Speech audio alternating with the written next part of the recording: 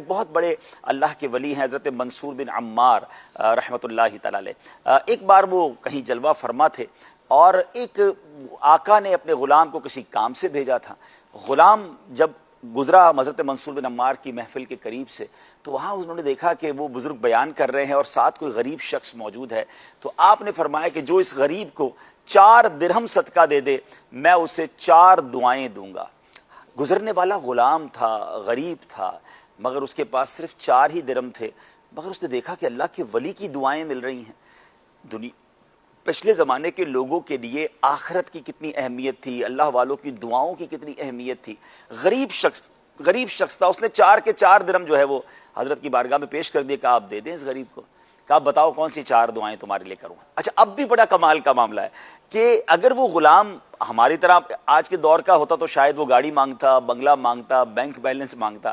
پہلی دعا جو انہوں نے حضرت منصور سے کروائی کہ حضور آپ دعا کر دیں کہ جو ہے وہ میرے یہ جو 4 درہم دیے ہیں اللہ مجھے اس کا اچھا بدل عطا فرما دے۔ آپ نے اس کے لیے دعا کر دی کہ اچھا اب آپ یہ دعا کر دیں کہ مجھے آزادی مل جائے، میں غلام ہوں تو میں آزادی چاہتا ہوں، تو وہ بھی دعا کر دی۔ اب تیسری دعا کیا کرنی ہے؟ تو کہا حضور دعا کر دیں کہ اللہ مجھے اور میرے آقا کو توبہ کی توفیق نصیب کر دے۔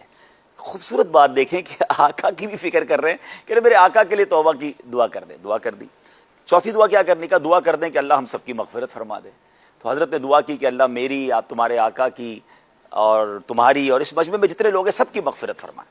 اب یہ 4 دعائیں لے کر وہ غلام جو تھا وہ جب اپنے آقا کے پاس پہنچا تو آقا نے کہا اتنی دیر کیوں لگ گئی، اتنا ڈیلے کیوں کر دیا؟ تو اس نے کہا حضرت معاملہ ایسا تھا، گیا تو آپ کے کام سے تھا مگر مجھے سمجھنے ایک چانس مل گیا، اللہ کے ولی کی زیارت ہوئی، وہ دعائیں کہہ رہے تھے 4 درہم دے دو غریب کو، 4 دعائیں دوں گا۔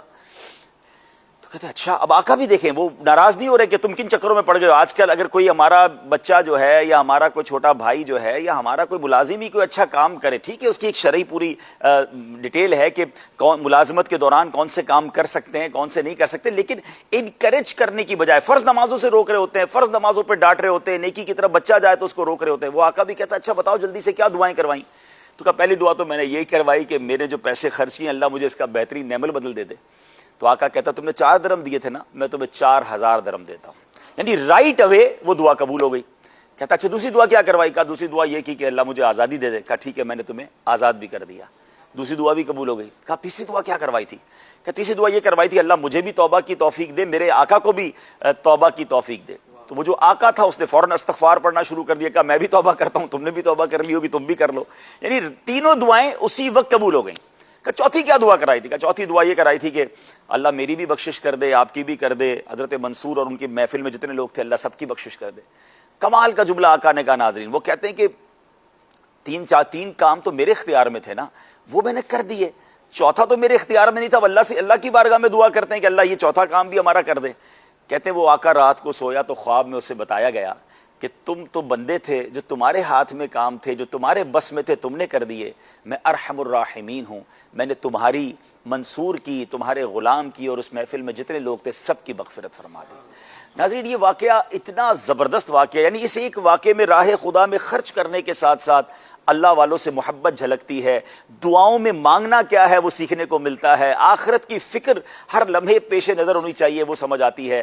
تو کاش ہمیں بھی یہ بات سمجھ آ جائے کہ جتنا ہم دنیا کے لیے سوچتے ہیں کم از کم اتنا ہی، ورنہ تو اصولاً اس سے زیادہ آخرت کے لیے فکر کرنی چاہیے، اس کی تیاری کرنی چاہیے۔ اور آخرت کی تیاری میں بہت سارے کاموں میں سے ایک کام یہ ہے کہ بندہ اپنا مال جو ہے وہ آگے پہنچا دے، اپنا مال خرچ کر کے اللہ کی راہ میں پہنچا دے، اور پھر وہاں جب وہ جائے، ہم دنیا سے جائیں تو وہ مال وہاں پر انشاءاللہ صدقہ جو ہے وہ بڑھ کر ہمیں ملے گا۔